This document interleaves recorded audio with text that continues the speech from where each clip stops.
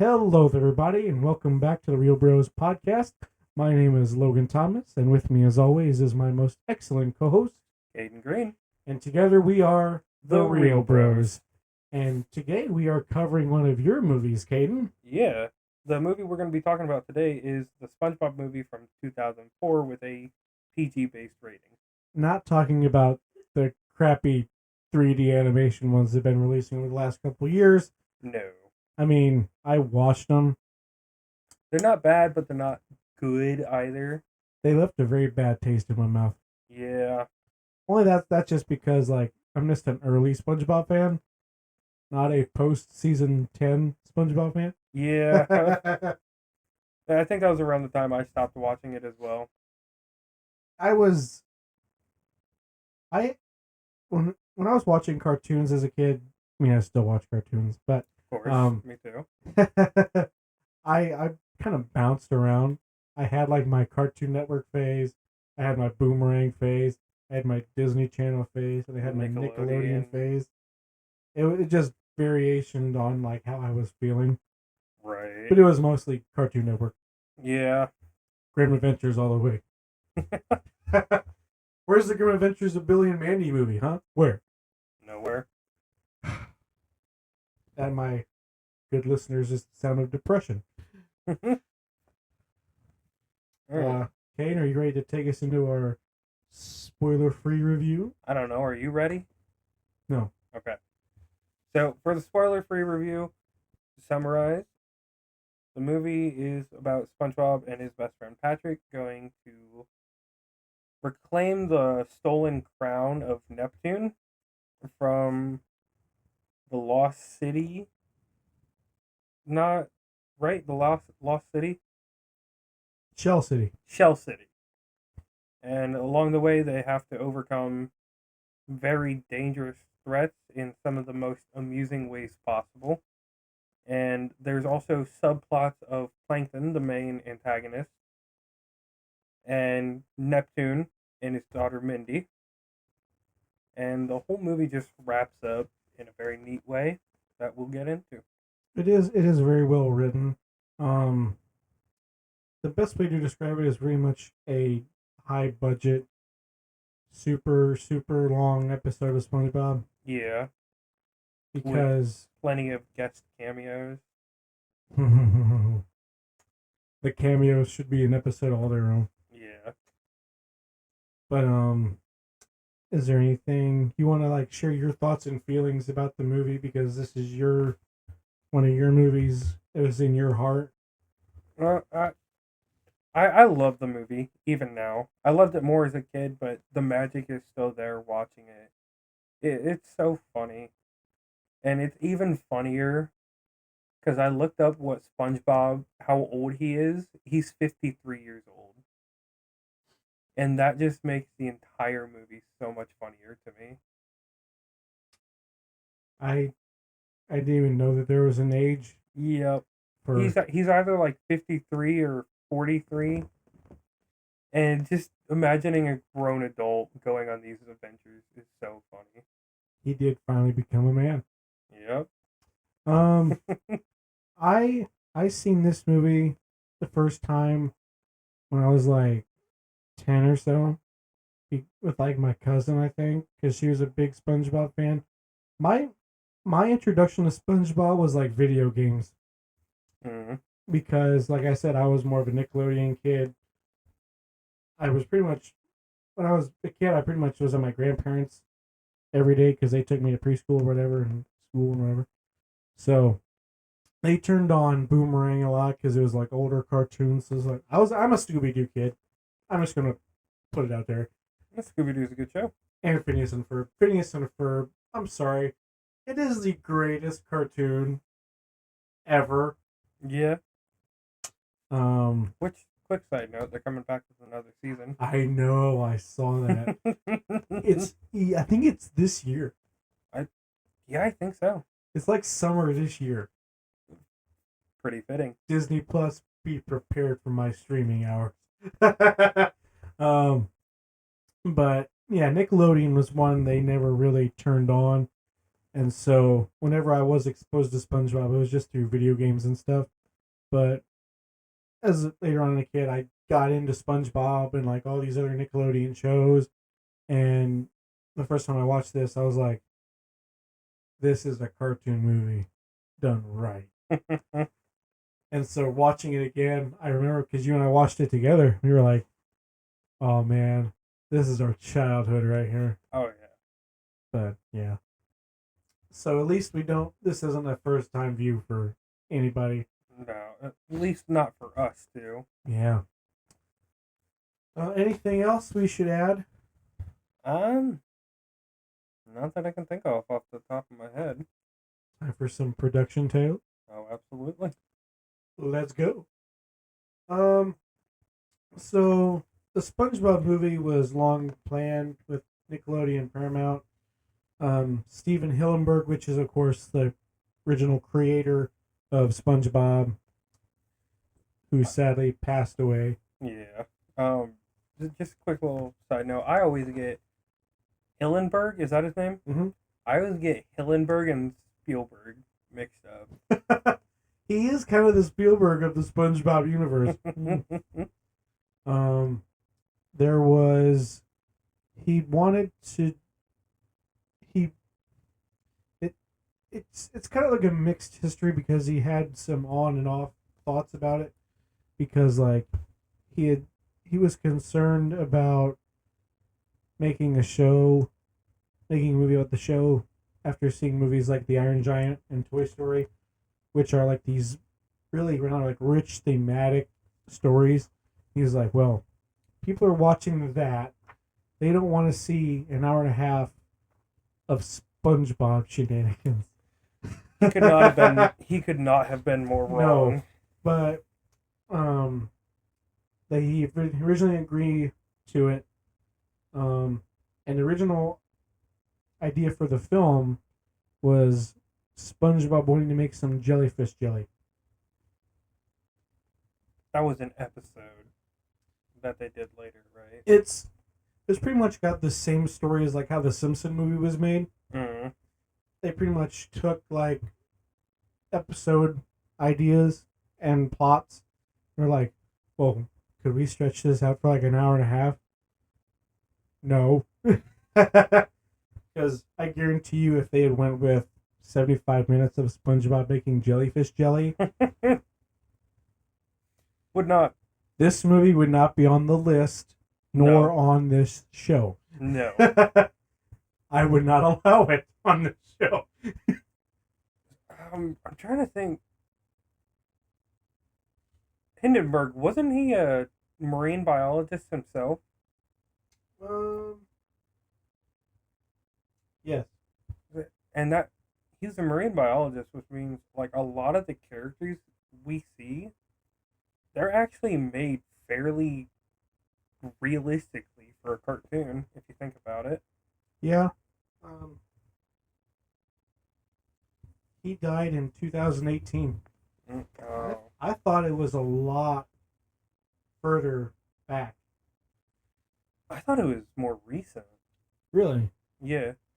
Because I thought it was very early on in the show, because the show just kind of changed there after a while. Right. Like every season it just gets dumber and dumber. That's why like I can't stand after like season 10 is the farthest I'll go, because that's just the amount of stupid I can take. But I can like watch season 1 on repeat. Right. Entirely. See, I've seen bits and pieces of the newer seasons, and they are just so stupid that they manage to make me laugh. They can't even do that, because all it is idiocy comedy. Yeah. And it's not even smart comedy. See, I like idiocy comedy. It makes me laugh, but like I wouldn't be able to watch the whole seasons. Like old seasons, they're able to captivate you. New seasons, it's just loud noise, random close up, or funny joke, laugh now. Yeah. I mean, that was one of the things about the earlier seasons of SpongeBob is they were great in making iconic moments. Like the episodes were very well written, and Right. the newer ones are not at all. Like they're not memorable. They're not. I don't know. They're just not good enough for me. I'm No. sorry. And something that kind of gets under my skin. I know we're going off topic, but uh, Hill- Hindenburg. Hillenberg. See, I called him Hindenburg. He's not a blimp. Hillenberg actually, when he passed away, before he passed away, said that he wanted like no spin-off for SpongeBob. Nickelodeon didn't follow up on his wish. They pretty much desecrated his show and are going against his final wishes just for a few extra bucks that honestly aren't doing too well. Yeah, because there's Camp Coral. There's the Patrick Star Show. There's another one, isn't there? I think it's just those two, but it's the concept as a whole just going against what he asked for.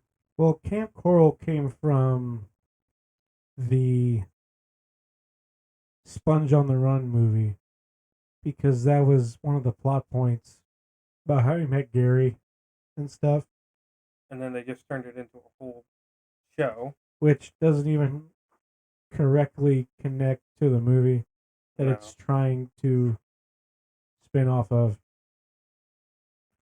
I know what the other thing you're thinking of. It's the Sandy Cheeks movie. Yes, I actually watched that. I kind of liked it. Only because I'm a Sandy fan. Like the Texas episode is like one of the solely best episodes of the show. And like just I don't know. I just really like Sandy. I mean, I don't know. I don't know what it is about her. I just like her. She's a squirrel from Texas with a Texas accent. And she's like John Wick with a lasso. She's also a scientist whose invention never seems to go as planned. Could that be it? I don't know. I think it's just a squirrel part. All right, back to production. We've gone off track long enough. There's not really much about it. They just went through various scripts until they agreed on the one that they had.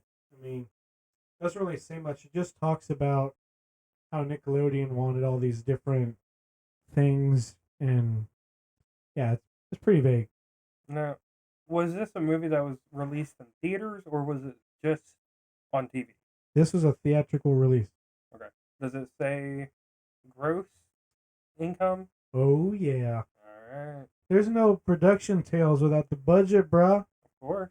You know that. So the budget of this movie was $30 million. Okay. Opening weekend, it made $32 million. Not bad. Let's see now. U.S. and Canada alone, it made $85 million. Ooh. So that means it made $50 million in Canada. They're big SpongeBob fans up there, I guess. I'd say. And take a guess about worldwide.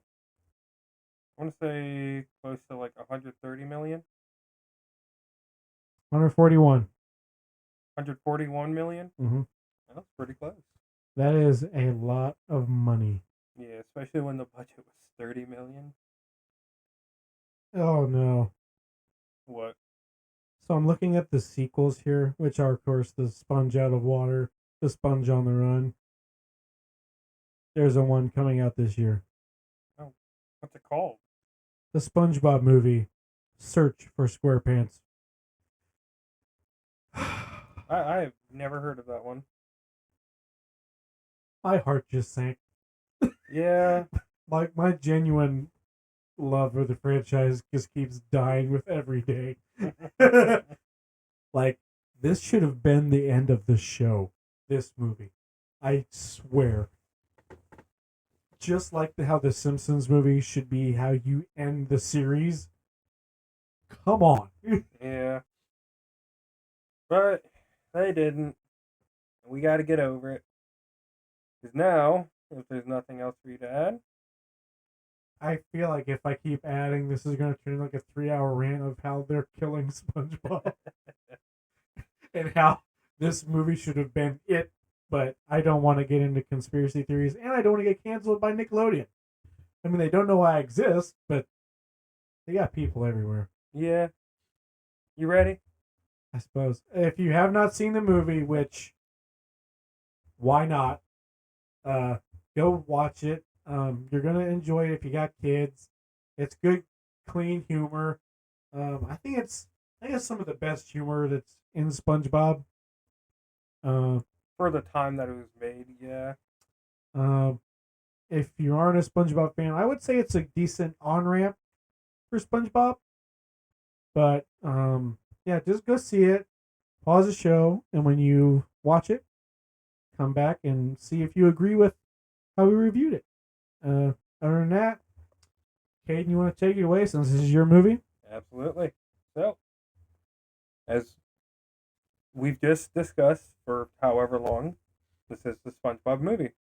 And the movie starts out with a bunch of pirates digging up lost treasure.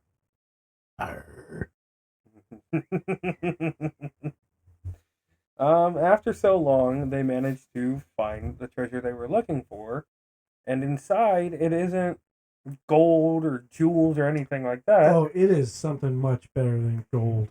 It is what I could only assume to be premium tickets to the SpongeBob movie. Dude, free movie tickets.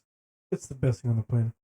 And it's so weird to think that you're watching a movie inside of a movie. Technically, it's just an altered perspective of what everybody else was doing at the time. Nope, because it's a movie inside of a movie. You can't tell me otherwise. Fine. You start off watching the pirates who go to a theater with their new tickets to watch the SpongeBob movie. And every now and then, they'll show back up and have vital input on the movie. Could you just imagine the copyright battle if they would have got Johnny Depp? Because this would have been the height of the Pirates franchise. I'm just saying. Yeah. Disney would have turned over their grave if Nickelodeon asked Johnny Depp to appear in their SpongeBob movie. But as the pirates make their way to the closest theater, which just so happens to be a shoreline theater, looks pretty good. With premium pirate ship parking, I must say. Yeah. I can't even get that good at parking at the Van Wert Cinemas.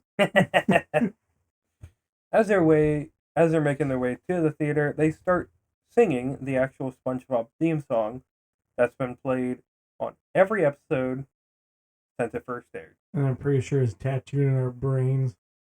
But that's just my perspective. So we get to the theater, the pirates stop causing a commotion as they get in, and the actual movie starts. And funny enough, we're introduced to a hostage kind of situation. You know what I just realized would have been a really funny and torturous way to do the movie? Is if they had the intro sung by the pirates, and then the intro of the movie is the show intro. Oh, I would have hated that. It would have given the full immersion of a movie inside of a movie. Yeah, I guess. It also would have killed people's brain cells hearing that song 2 times in a row, but whatever. So, this hostage situation takes place at the Krusty Krab where SpongeBob works. Mm-hmm. Inside is a man. I want to say he's begging for his life because he's scared. Imagine like one of those bomb situations. Yeah. And the bomb is like strapped to a civilian. But the bomb isn't a bomb, it's a burger. And the bomb diffuser isn't diffusing a bomb, it's SpongeBob. And I mean, could you call a Krabby Patty da bomb? No. Oh. Okay. I'm trying to land your humor and it's not working. Yeah, sorry, you're not as explosive as I am. Heavy sigh. But Keep reading your stuff. the whole situation is a man is on the brink of tears because his Krabby Patty doesn't have cheese. And apparently, the only person who can fulfill that need for cheese is SpongeBob. I mean, he does look like a slice of cheese. Not really. A very old slice of Swiss. He is 53 years old, apparently. So Yeah, but anything happens, you know he was thinking about this as he's writing the script. so he walks. SpongeBob pulls up to the situation, asks Mr. Krabs, "Hey, what's the situation?" And then just walks in without getting an answer. And SpongeBob's trying to calm the guy down. Yeah, he's like, "You got a family, man. I want you to think about your family." And it is the most, I want to say, cheesy police situation you would see on TV. It's like ever. an 80s cop movie handling a bomb scenario. Yeah. And in like the most unprofessional way possible. It's like one of the scenes from Dirty Harry where he just like walks into like a convenience store where a guy's got a gun and he's just like, "I'm just trying to get my groceries, man." So SpongeBob manages to put the cheese on without the burger exploding. Thank God. It wasn't a spicy enough burger. That's pretty hot. Hey. But he walks out carrying the guy who's carrying his patty, and everyone starts 3 cheers for SpongeBob. They throw him up, hip hip hooray! Throw him up, hip hip hooray! And it's on the third hooray that everyone seems to scream at him. Yeah. And we realize SpongeBob was asleep the entire time, and we were just watching his dream. So SpongeBob wakes up, ready for work, after looking at his calendar and realizing today is the grand unveiling of the Krusty Krab 2. Which is another reason why I think people should consider this like the final thing in the SpongeBob canon. Because there is no Krusty Krab 2 after the credits roll in this movie in anything else ever. No. Which, well, I'll get to that. But SpongeBob has been Employee of the Month for, I want to say, over 200 months. Well, let's see. The show started in 1999. We're not getting into that. So, he gets ready, walks out of his house, and I want to say he bumps into Squidward there. Yeah. And then No. Patrick, right? No. He invades Squidward's house and joins him in a bubble bath / shower scenario. Oh, yeah. And Squidward just feels so violated. SpongeBob's just there. Hey, Squiddy, you ready for He's really like bathing with him. While still fully clothed. Yes, because like Squidward's just like doing like da da da da da dee da da dum, and all of a sudden you just hear SpongeBob's voice doing it, and he just like turns around. He's just like, "What are you doing in my shower?" And he gets kicked out of the window, and he just like somehow happens to like fall in front of the rock where Patrick lives, and the rock just opens, and Patrick's like naked. He's like, Go figure, though. He's like, "I'm ready." He's like, Patrick. Slam shut, opens right back up. He's cool. I'm ready. And Patrick is, congratulating SpongeBob because SpongeBob says that with the grand opening of the Krusty Krab 2, a management position has opened up.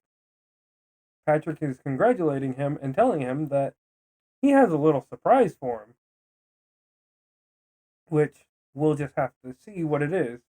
Honestly, I feel like we should leave the surprise out just of our spoiler review just because Yeah. it's just that special. But I want to talk about it.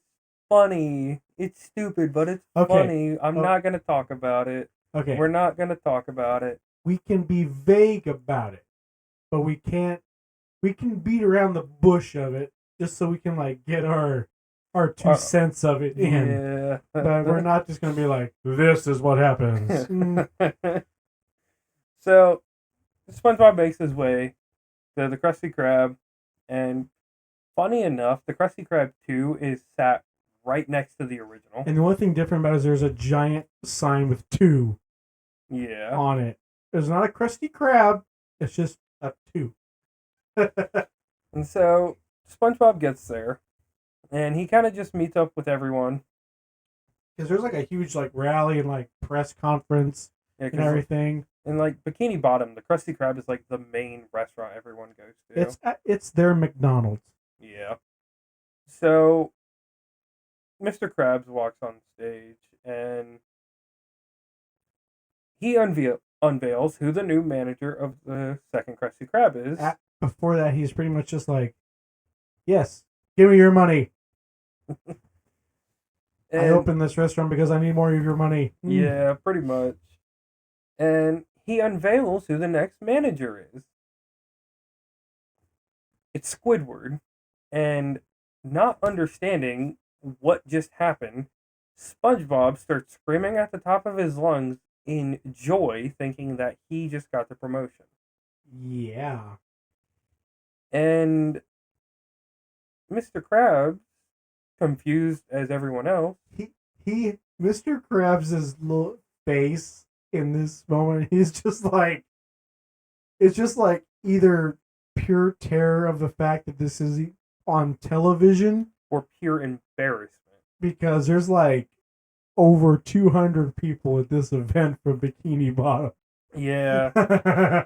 So Mr. Krabs has to break the bad news to SpongeBob, like, hey, buddy, you didn't get the promotion, and you're making a fool of yourself on live television. And he's like, I didn't? And then, if you know SpongeBob, you know exactly what I'm talking about. And, SpongeBob walks off, clearly depressed about the fact that he didn't get the promotion. And that's another thing, before the rally, he's like, I'm ready, promotion, I'm ready, promotion. And as soon as he gets the news, he's like, I'm ready, depression, I'm ready, depression. Which, that is just so beautifully written. It's so funny. I love it so much. It's like one of my favorite parts about the movie is just how well they can craft something like that for that character. Yeah. And it just flows so seamlessly. It's beautiful. But this isn't the end of the scene, as Patrick comes in with his surprise. And he's on I want to say a parachute or a hang glider. It's a parachute. I want to say it's a parachute, but he's moving really fast for it to be a parachute. And he just kind of slams into where he knocks down the entire podium and everything that like the press conference is having. And it sets fire underwater, if I remember correctly. If you're going to get into that, you need to ask yourself, how is there grills in Bikini Bottom? So let's just move on from these controversies. But now we get into the main setting point for the plot, in which I think it's on television. There's a news article about Neptune's crown. It's like a newspaper article or something. Yeah, and the main antagonist, Plankton, sees this and no. We were both wrong. It cuts to Plankton realizing that all of his plans had failed from A to Y. Yeah, because the evil genius is really an idiot. Because he doesn't realize there's 26 letters in the alphabet. And his computer wife? Yes. I can't remember her name off the top. Karen. Like, just like watching this scene, you realize if Karen was in charge of things, Bikini Bottom would be their slaves by now. Oh, absolutely. But he's one of those kinds of guys where he has to come up with everything.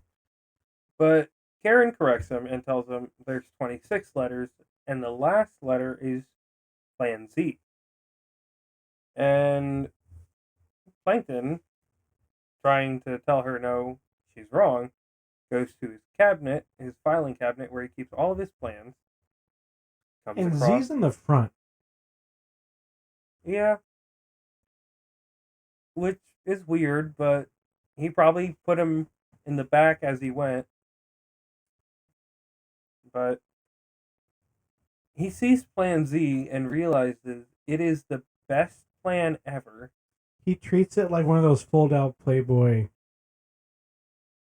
pictures.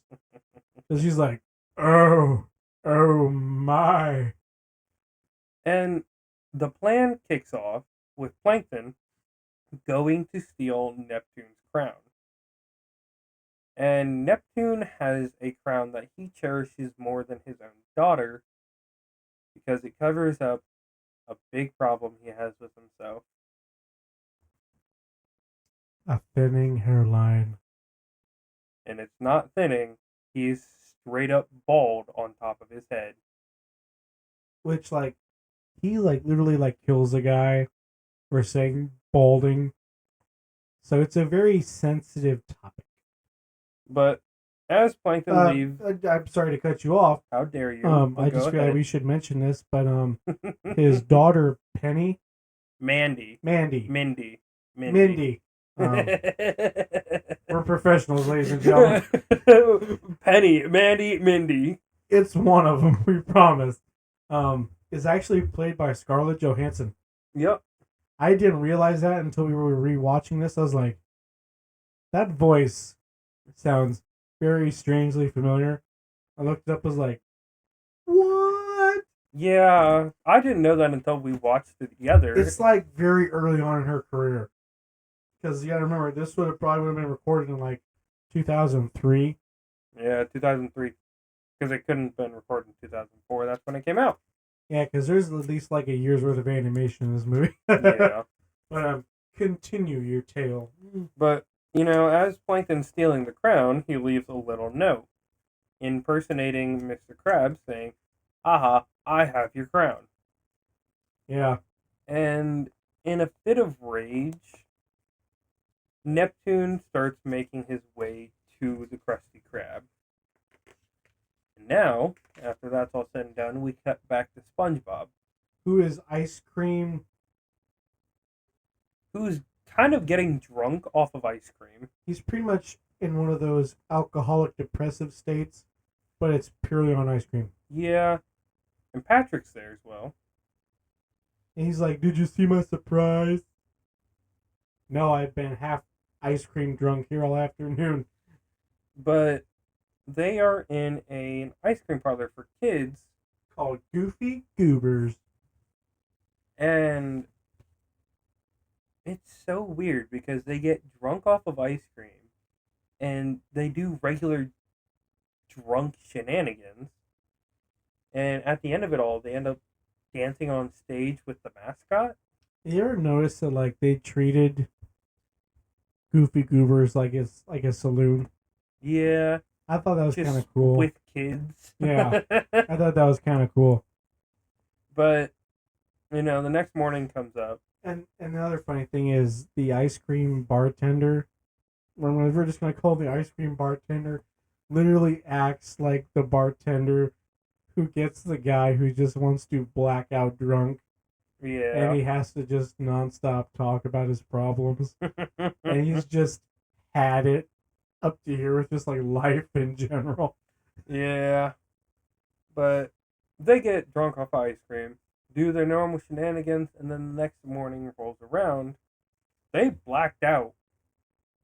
He's like, SpongeBob's like, oh my god, I'm late for work. And he's like, Mr. Krabs is going to kill me. And then his face gets serious, and then Mr. Krabs. And just with this, he also has a 5 o'clock shadow. He does. He has the drunk 5 o'clock shadow with the bloodshot eyes. He's got bloodshot eyes, 5 o'clock shadow, a crooked goofy goober hat. He's got like the really like glassy under eyes. And he's missing a shoe. And his sock has a hole in it. Yeah. It really fits the description of alcoholic. It's a very good interpretation to show kids what happens in that kind of situation. Yeah. Still funny though, no matter how you think about it. It really is. The worst part is he just leaves Patrick there just to pretty much like just fend for himself. Figure out how he's getting home. Just pretty much like lay there in like his own ice cream vomit or whatever he's laying in, because it is not just the floor. No. But, cuts back to the Krusty Krab. And Mr. Krabs is like, oh, SpongeBob's late. Never liked the boyo to be late. And, things are going normally until Neptune gets there. And Neptune just makes chaos erupt. Because he saw the note that Plankton placed and is threatening to pretty much boil Mr. Krabs alive. And he says, I will boil this crab alive unless somebody can prove his innocence. In which case, the perfect person shows up for the job. Drunk SpongeBob, still angry at Mr. Krabs. He's like, Mr. Krabs is the best guy I've ever worked for. Not! He's a jerk. A big fat jerk. And then he just blows raspberries. And the funniest thing is, as soon as Neptune raises his voice, he scares SpongeBob sober. Yeah. And, but Neptune's still set on boiling Mr. Krabs. But SpongeBob says, well, what if I get your crown? He's like, you, a boy? And, I can't remember. SpongeBob's asked, why do you even need the crown? And Neptune, shamed, takes off a paper bag he had on his head and just blinds everyone with his bald spot. Which does not help the situation at all. It actually physically burns the retinas of one guy. And he says, my eyes! Well, if you watch SpongeBob, there's like one of those in every episode, so... Yeah, but it's normally, my leg! Here, my leg, my arm. I'm actually pretty sure it's the same guy. Oh, yeah, they had an entire episode where it's just, my leg! Yeah. The entire time. Thought it was stupid, but still funny. I really don't feel anything for that guy. He made his life choices. He decided to live in Bikini Bottom. Not our problem. He just decided to be the SpongeBob company stuntman. And he's just paying for his life mistakes.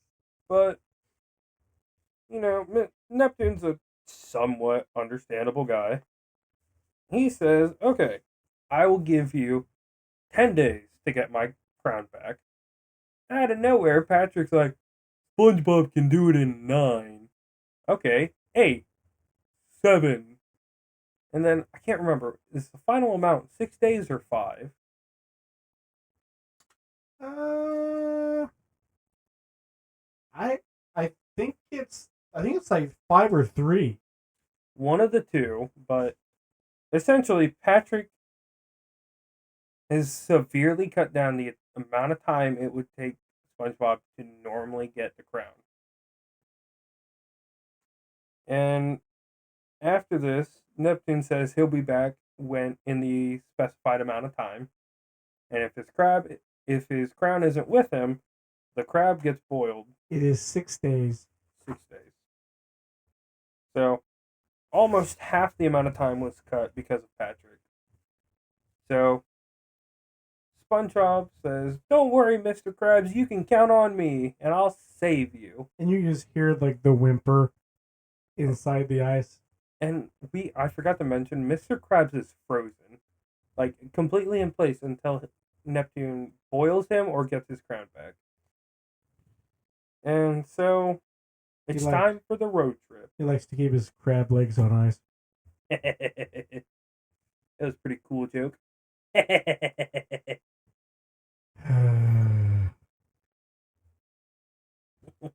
Don't look at me like that. But now it comes like the coolest part of the entire movie. Yeah, and it involves the Patty Mobile or the Patty Wagon, which is just a giant burger that's also a car, and And it has pickled leather seats, two double fryers for the engine. pickles for wheels. Oh yeah, and it was what, patties for the seat? I, for, I forget. I think it's something like that. It was pickles for the wheels, two double fryers for the engine, and it just looks super souped up. And then you realize it looks so stupid. It does, but it's SpongeBob stupid, so it works. Yeah, But the funniest thing is, anybody who's a SpongeBob fan knows he cannot drive. unless it's that He wagon. drives this freaking car like he's in Fast and Furious. Like he goes full Dom Toretto in He this paddy wagon. busts through the wall of the Krusty Krab. That is how maniacal he drives. He literally says like, "This ain't a boat. What's the difference?" I don't know. But they're making their way towards, I want to call them the Um, I want to call them the Badlands, which they have to go through to get to where the crowd would be. it's like the end of Bikini Bottom County, and there's like a bunch of Monsters, a giant cyclops. yeah, but they run into these two hillbillies. Yep. And They like knee slapping. yeah, but the main point to take away is the hillbilly's like, "You won't last 10 seconds over county line." And just to try and show them up, they're like, "Oh, watch us." They drive over county line. Massive burly man stops them out of the car, fellas. And then they just turn and be like, "Ha, we made it in 2." No, they asked the hillbilly, "How long was that?" 11 seconds. And they said, "Ha, in your face." They're not the smartest people, Patrick and SpongeBob. But Then there's like is this when the bounty hunter gets introduced, or is that a little bit later? it is around this time that the bounty hunter gets introduced, and he was hired by Plankton to stop them from getting to Shell City. And honestly, this guy's more terrifying than anything else in this movie, besides the bar scene. Nope. He's more terrifying than the bar scene. He's like genuinely like the SpongeBob version of Boba Fett, Yeah. except he doesn't have a cool accent. Nope. He's just there. Yeah, pretty much. But, he gets introduced. Plankton's like, "I need you to take care of these two and make sure they don't get what they're going after." And Dennis, which is his name, takes off going after him. And from this point, it just kind of flips back and forth to Plankton and his plan. And Which, go ahead. And like in this moment is when Squidward shows the most initiative of anything ever. And it's because Plankton has stolen the secret formula for the Krabby Patties. And he's literally announced it on the news saying, "Krabs wanted me to keep the fire burning." yes." And Squidward's like, Well, that doesn't sound right. And so "Mr. Krabs would never do that. I know what you're up to." Dead. not that. No, I'm just trying to make it sound dramatic. Yeah, Squidward confronts Plankton, and after confronting him, Plankton finally initially starts Plan Z, which is He starts the phase 2 of it. I think he says. yeah. And the thing that should be noted is every Krabby Patty sold comes with a free bucket helmet, which after phase 2 starts turns out to be a mind control helmet. Yeah. So Plankton now has pretty much all of Bikini Bottom under his control. And I do want to note that the only reason why Squidward is acting on this is because he needs a paycheck. He literally says, and I quote, "I don't care about SpongeBob, I don't care about Mr. Krabs, but you mess with my paycheck." So, there's that. But we come back to SpongeBob and Patrick, who are looking for their vehicle. Yeah, they're pretty much just walking down this highway trying to find any form of anything. Yeah, and they find it. But it's... I forget the name of the bar. Isn't that called like the Naughty Guy or Bad Guy Bar? I don't think it had a name. All I know is it's like a sunken anchor or something. It's a sunken ship. Oh, it's a sunken ship? Yeah. But it's like really tough people compared to SpongeBob and Patrick. And they're all meeting inside just to drink and beat each other up for fun. And like they have like a no wussies policy, and their way of rooting out wussies is by playing the Goofy Goober theme song, which again is a very important part of this movie. All of the stupid songs in this movie are integral to the plot. Yeah. Which is very unusual. I should mention that the whole reason they need to go in is because the guy that stole their wagon has the key and he's inside. And the key is a spatula, by the way. Oh, it's so dumb. But they get inside. Patrick tries to steal it and gets caught, but plays it off as just, I dropped my contact lens. So SpongeBob and Patrick go to the bathroom, try and come up with a plan. And in true SpongeBob fashion, they notice a leaky soap dispenser that produces bubbles. And like the kids they are, quote unquote on kids, they make a bunch of bubbles. But one slips out and kind of infuriates the other patrons. Well, doesn't it pop in his eye? Or does he just see it? He sees it. Because, he sees it. And he's like, who blew this bubble? Bubbles for babies! And so he lines everybody up in the bar. And he says, what's our rule for babies? And it's like every able-bodied patron must beat the baby senseless. The bubble-blowing baby senseless. You got that word for word, and I'm actually so proud of you. Well done, sir. Well done. Thank you. It's almost like I remember this movie as well as The Simpsons. But I don't know, your notes for this movie are a little bit better than the last one. See, I don't have that good of notes. But the main guy in charge of the bar pretty much says, I got a way of weeding out the babies.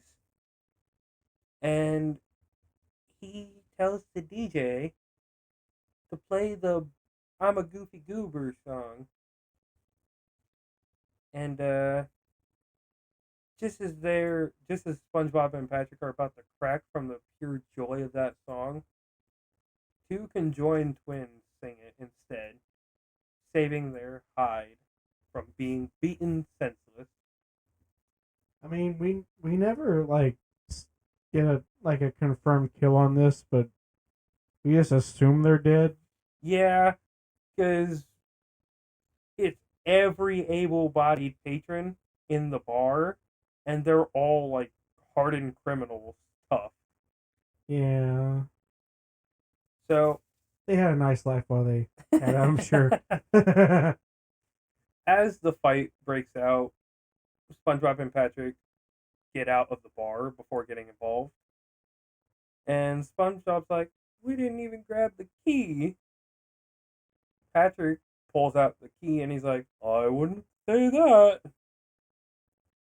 They never really say how he managed to get it. That's just the mystery and the magic of Patrick, is that he's just able to do it. Yeah. Just doing it. He's like, oh, we need this key. There you go. But they finally get the Pattymobile back. And they start on their way. Paddy wagon, sir. Whatever. So they start making their way through the wastelands more. They come across this nice little old lady after a while selling some ice cream. Which, by the way, this is like the most terrifying part of the entire movie. Not the most terrifying character. That still goes to Dennis. Yeah, but like just the idea of this sequence, which we will get back to. Yeah. Because we got to talk about Dennis. That's right, because this is when he like really. Dennis at this point meets up with the hillbillies. Yes. And he asked them if they've seen any babies around driving a burger. They made some smart remark, and Dennis just rips their mouth off. Yeah. It's don't the mouths still talk? I think so. Because I think they still get the last laugh. Yeah. But Dennis is following a trail of sesame seeds left by the bun of the burger. That would be the only downside of having a burger car. Just infinite sesame seeds. That, if you think about it, so it would go old. It would go rotten. The car would get rotten. If the fryer runs out of grease, does that mean the car won't run because that's like your gas? And then your gas, your brake fluid, your oil. And then like the pickles for wheels, if they just break because they're pickles, is there a spare? They didn't say that. So like, all right, we're going too much into the paddy wagon. The paddy wagon only works for Lego 2K Drive, and you know it. But Dennis makes his way off again, and I think it cuts to Plankton this time. It cuts away to something, but like it cuts right back to him. It cuts back to Plankton because it pretty much like says like it's him who hires Dennis. Then it cuts right back to Dennis at the bar. No, because I thought Dennis it goes back to SpongeBob and Patrick. Yes. Then it goes to Dennis at the bar. Yeah, because Dennis is always like one checkpoint behind them. Yes. Or like one stage behind them. Yeah, so like if SpongeBob and Patrick are at the bar, Dennis is just getting to the hillbillies. Yeah. And so like when they leave, Dennis is finished talking to the hillbillies, and then he leaves for the bar. And you gotta remember, like, there is a decent amount of time in between these events. Yeah. We're just not good at storytelling. No, our memory is just crap. And two, they just cut it to where it feels like it's happening, like boom, boom, boom, boom, boom. Yeah. That's the only issue with really short cartoon movies that have a time frame. They don't make you feel the time frame. Yeah, but we finally cut back to SpongeBob and Patrick, who are with the little old lady selling ice cream for free out in the middle of a wasteland. Yes, please. But SpongeBob tries to, take the ice cream. Like, oh, thank you, man. How nice. But she won't let go. I feel like this is like the thing that grosses me out the most about this scene Oh is the yeah, fact that you're just like stuck to this woman who is gross and rubbery and everything. yeah.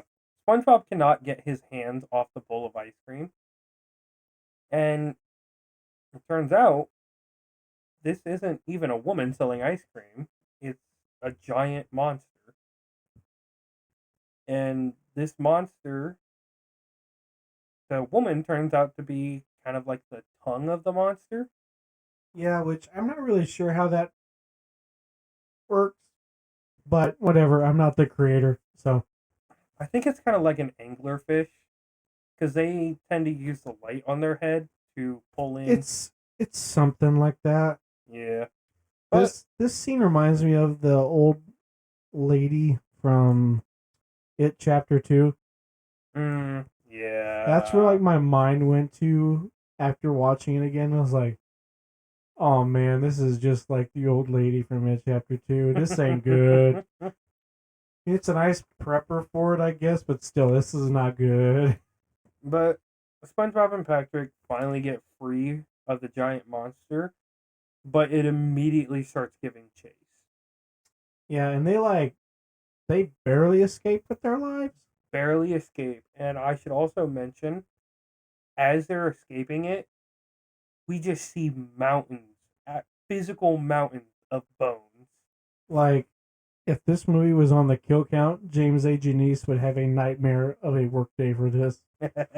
Like, how many skulls are here? 1,000,001, 1,000,002, Oh, I miscounted one. Got to restart. one. But they're driving. 5 hours later.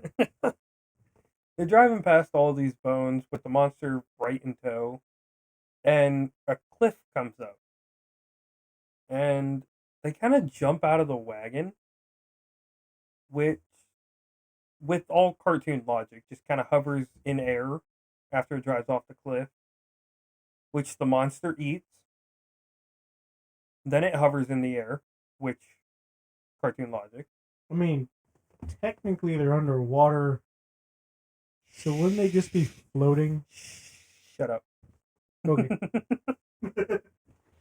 But the monster doesn't fall. It doesn't have enough time to. As a bigger monster eats that one, which is eaten by a much bigger monster. Isn't that one eaten by another bigger monster? Or is this No. just the two? I think it's just the two because no, it's just one because it's that long serpent monster. Yeah. Uh, this is kind of where Mindy comes into play because SpongeBob and Patrick are like, "Oh, we can't cross this now. We're too scared to get to the bottom of the chasm and follow the road." We're not men. And Mindy just kind of shows up. She's like, "Hey, I can make you guys men with mermaid magic." This And right here shows magicians are liars. but she ends up just ripping two pieces of seaweed from the ground, slaps it onto their face, and they're like, "Oh, we're men. We can take on anything." Because now that we're men, No, that's all I'm gonna say because I don't want to get copyrighted. but before they go down, I want to talk about Dennis again. Yeah, because he just gets to the bar. Yeah, he gets to the bar. He asks the patrons about SpongeBob and Patrick, and they're like, "What are you, a bubble blowing baby too?" And there's like 12 of them. He hits all of them to the sunken ship and sinks it into the ground. Yeah. He's kind of a menace. Dennis the Menace. I was literally just gonna say that and you beat me to it. Ah ha ha. I don't like that. I hate it. But after it cuts to Dennis driving away, we get another view of Plankton. Yeah, and there's not really much of a change. No, I was wrong. It cuts back to SpongeBob and Patrick, and Mindy shows what's going on in Bikini Bottom. Plankton has taken over the entire town and is forcing them to build monuments in his honor, pretty much. Yeah, and they're pretty much like, we have no Bikini Bottom to go back to unless we do this. So we're like, we have to go down this trench, which I'm pretty sure is the Marianas Trench or whatever it's called. I don't think so. You don't think it is? No, because then they would be falling forever. That's fair. And they don't really fall as much as they do just take the steps that are to the right of them that they didn't see. I mean, But yeah. they start making their way down the steps singing this really catchy song. And They literally befriend every single monster. just because of how confident they are. And then as soon as they get to the other side, they're like, What is it?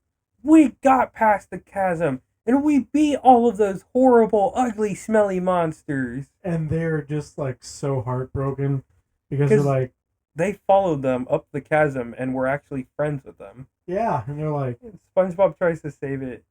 And he's like, no, come back. No, We're sorry. not you guys, the other horrible, smelly monsters. And they're just like, we know the truth.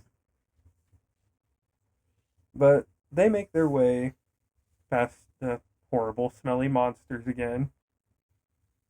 And it's around this time that Dennis finally catches up with them. Yeah. I mean, it's not really much of a showdown as you would think it is. I mean, they are pretty confident that they can take him because of their mustaches. And then he just rips him off. And the funniest thing Dennis does in the movie, he's like, those are mustaches. Pulls down his handkerchief, his little face cover, and he's He just grows a mustache. instantly. That's a mustache. And then 2 seconds later, he just gets stomped on by a scuba diver. yeah. Which I mentioned earlier, there was monsters and a Cyclops. The scuba diver is the Cyclops. He is the guardian of Shell City, which is... A souvenir shop. Which, now that I think about it, that would be the most terrifying thing to a sea creature. Yeah. Because you're pretty much just being held prisoner under heat lamps, completely dehydrated. Yeah. But we're getting ahead of ourselves. The Cyclops ends up taking SpongeBob and Patrick to Shell City, which is the souvenir shop. Eventually, he puts them under heat lamps, which completely dries them out. And it's at this point they kind of die. I forget the exact kind of order of things, but they cry in their last moments, and it cuts back to the pirates from the beginning of the movie, and they're all weeping and crying, and they're like, "Oh no, SpongeBob, Patrick," and it's just they're all sad, and then it cuts back to the actual movie, shows the 2 tears that SpongeBob and Patrick cried turn into a friendship heart, crawled all the way down the board where the heat lamp's at, down the electrical cord and into an outlet, which starts sparks and smoke, which starts the fire alarms, which rehydrates them. And the pirates in the theater go wild. Yeah. Yeah, and so they pretty much just like gang up on this guy. Which, I didn't say it, but all the other fish Came back to life. yeah, because they're all rehydrated. It's like they just like beat the crap out of this scuba diver. It's so funny to see a real person in a scuba costume get beat up by cartoons. And then they make it outside and They get the crown they get the crown. and they make it outside, but realize they don't have a solid way home. But then the golden god of cameo appears. not not Stanley. Not Stan Lee, the second best, but it's not Stan Lee. The Hoff himself, David Hasselhoff, in his full Baywatch attire. Or lack thereof. An older version of said attire, I must say. Offers to swim them out to Bikini Bottom to help them because somehow he talks to sea creatures and he believes everything that they're saying. And it's so funny because they're going outside of the movie for a second. They made an actual prop of David Hasselhoff that is 40 feet long. Yeah, which I don't even know what like the actual like purpose was because like they didn't shoot any of these sequences with any form of props for the animated creatures. There was that scene where David Hasselhoff was just like swimming through the water, which by the way, he's apparently faster than a boat in the movie. It is David Hasselhoff. Yeah. So they probably could have used the prop for that. Yeah, or they could have just like Not. could have just got like a shot of him just swimming and just reused the footage over and over and over again. Well, he wasn't swimming normally. He was like a torpedo. Okay. But it didn't need to be that long. I guess they could have used it for like all the close-ups and everything they did, but other than that, there's like no practical thought and use for a 40-foot statue of David Hasselhoff. You never know. I'm sure it's at somebody's house right now. Oh, probably. Like, But yeah, this is about Hoff. What you got? Anyway, as David Hasselhoff is swimming SpongeBob and Patrick out to where they need to go, the scuba diver's boot starts quickly catching up to them. And on the bottom of that boot is Dennis himself. They have like a battle. A little standoff on the back of David Hasselhoff. You know, just how you do. And I think it's so funny because Dennis has like really spiky boots and he tries to stomp down on SpongeBob but misses. And it goes right into Hasselhoff's butt. He's like, hey, careful back there, guys.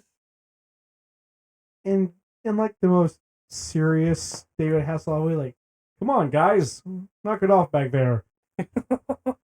And at this point, he like his chest turns into a transformer.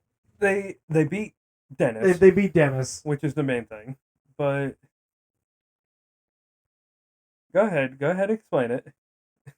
I'm gonna try to explain this the best way I can. The David Hasselhoff stands up in the water. Yes, it just and separates like his chest muscles. His pecs literally turn into like squares. They separate as if he was to reveal the matrix of leadership for some reason.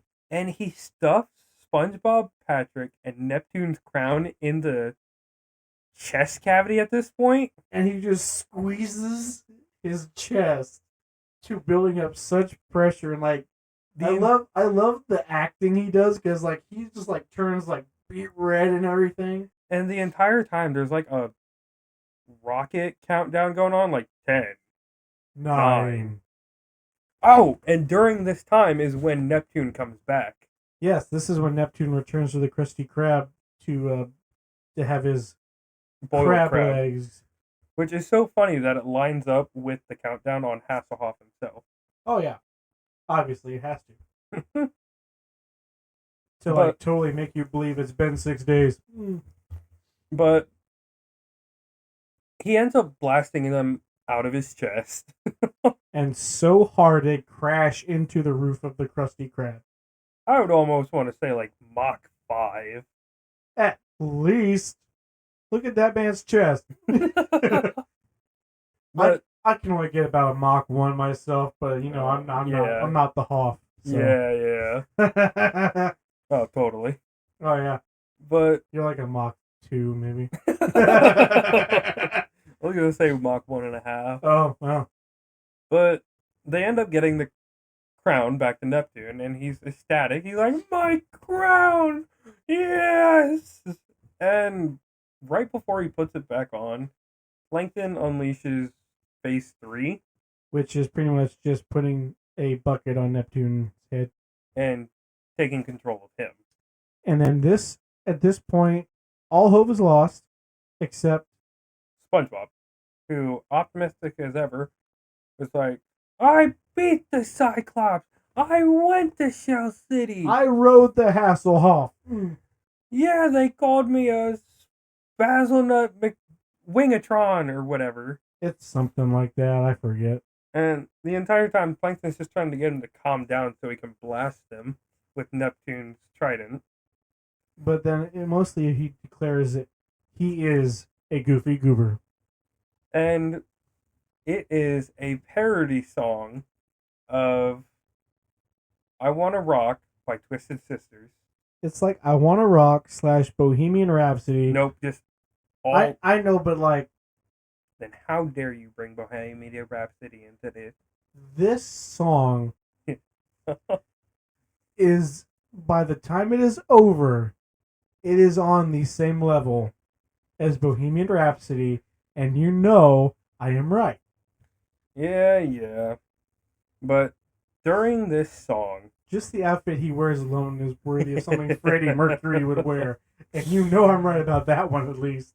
During this song, he turns into like a guitar wizard and starts playing a sick riff, might I add, that shoots lasers out of the end of the guitar, breaking the bucket helmets. Yep. And that's pretty much defeats Plankton. It defeats Plankton. They send Plankton to Tiny Person Jail.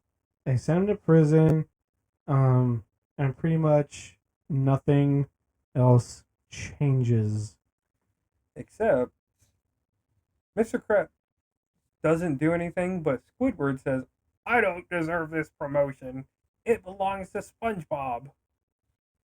And he goes in like this, "I'm not ready yet." And he's just like, "Sucker!" And he takes the badge with the promotion on it, jumps up in the air, freeze frame. That's the movie. This is such a roller coaster of a movie. It's so funny. It's so good. It's so stupid. It's so funny, and it works so well. Do we have any questions? I don't remember if we had any or not. I don't think I wrote any down because I haven't had to use my notebook because this is one of your movies. I don't have any written down, but I did just come up with one. Oh. For the final song sequence, if you could change the song, but still have it be about like the Goofy Goober and whatnot, what would your song of choice be? Like instead of I Wanna Rock, what would it be? Honestly, probably Bohemian Rhapsody. Go figure. I mean, if you think about it, if there is like one song to like save the world, I would want it to either be that song or the one from Bill and Ted 3 at the very end. The one that actually like saves the universe. Just there's no words to it, but just like the thought about that song and just how it's so good. Right. Which that reminds me, I can't wait till we talk about Bill and Ted. That's gonna be a fun little 3-episode thing. Trying to think. Can't Stop Me Now by Queen. See? Queen just saves the world. It's just the song itself has such good energy to it. I feel like that would definitely do what it needs to be done. Yeah. pretty much any Queen song will do the trick. Yeah. Are there any final thoughts you want to give? It's a very good movie. Very good for all ages. Yes. It's around the time when SpongeBob was still good, I should add. Yes. It was like that very last stretch of Yeah. good. Actually, I just thought of a question. Hmm. If you could pick the cameo for this movie, who would it be? Mm.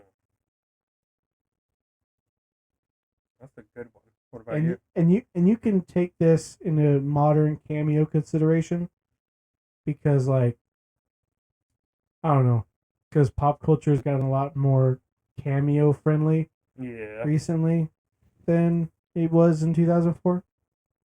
Who would you pick?